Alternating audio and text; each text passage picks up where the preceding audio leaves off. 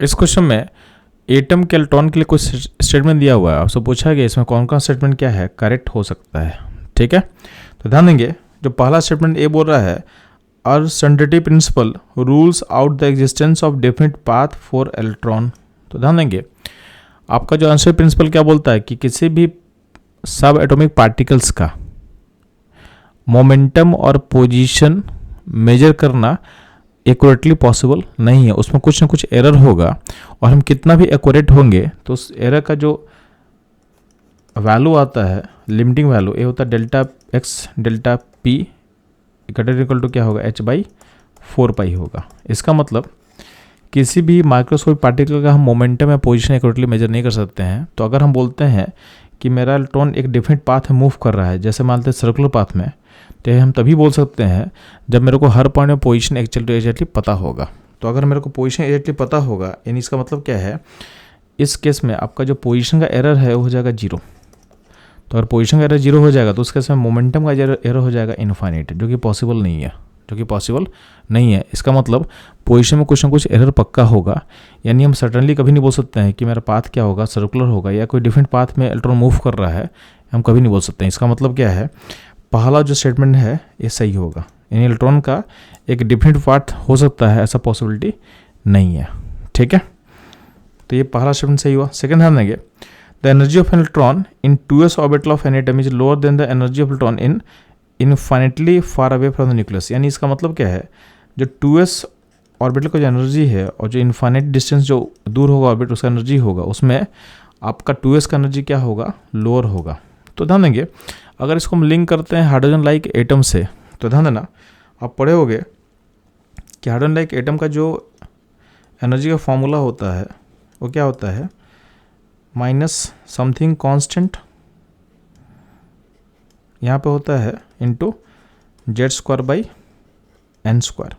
तो चूंकि यहाँ पे माइनस साइन लगा हुआ है तो जितना भी आपका क्या करोगे n बढ़ाओगे, तो अगर n इंक्रीज करेगा तो आपका मैग्नीट्यूड घटेगा, मैग्नीट्यूड घटेगा। बट चूंकि बाहर एक नेगेटिव साइन लगा हुआ है तो जितना मैग्नीट्यूड घटेगा उतना, चूंकि साइन नेगेटिव है तो क्या होगा, एनर्जी क्या होगा, बढ़ेगा।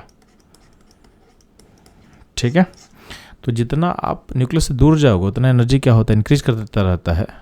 और इन्फिनिटी वाले पोजीशन में जब n होगा इनफाइनाइट, उस केस में एनर्जी जो होता है वो हो जाता है अप्रोच टू 0 को अप्रोच कर देता है। ठीक है, तो इस केस में आपका जो सेकेंड ऑर्बिट का जो एनर्जी निकलेगा वो नेगेटिव में होगा और इनफाइनाइट ऑर्बिट का जो एनर्जी होगा 0 को अप्रोच करेगा। तो 0 जो है नेगेटिव वैल्यू से क्या होता है, बड़ा होता है, इसलिए क्या होगा आपका जो बी स्टेटमेंट है वही क्या होगा, करेक्ट होगा। ठीक है, नेक्स्ट ध्यान देंगे अगला स्टेटमेंट क्या दिया हुआ है, according to Bohr's model the most negative energy value for electron is given by n1। तो ये भी सही है।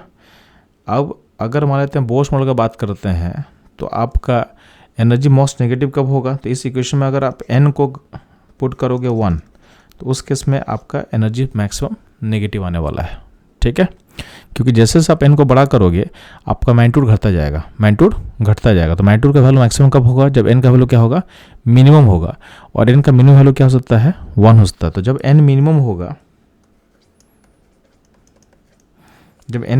जो कि यानी 1 हो सकता है, उस केस में आपका एनर्जी का जो वैल्यू होगा वो मैक्सिमम नेगेटिव पॉसिबल होगा।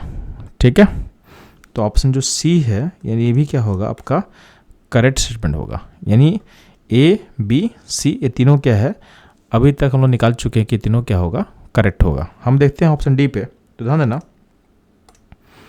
ऑप्शन डी में अगर बात करते हो तो उसमें बोला गया है according to Bohr's model the magnitude of velocity of electron increase with increase in the value of n। तो जो वेलोसिटी का जो फॉर्मूला होता है बोर्स मॉडल का, उसको बोल सकते हो समथिंग कांस्टेंट Z/n होता है, सम कांस्टेंट इंटू Z/n। तो अगर तुम n बढ़ाओगे तो वेलोसिटी क्या होगा, nth ऑर्बिट का क्या होगा, डिक्रीज करेगा। इसका मतलब जो यहाँ बोला हुआ है कि वेलोसिटी जो है इंक्रीज करेगा with increase in the value of n, एक गलत दिया हुआ है। ऑप्शन डी क्या है, इसका इनकरेक्ट स्टेटमेंट होगा। तो इस क्वेश्चन नंबर 5 में आपका जो करेक्ट स्टेटमेंट क्या होगा, तो होगा option A, option B and option C. तो ये था इस क्वेश्चन का सारा कॉन्सेप्ट, उसका एनालिसिस एंड सॉल्यूशन।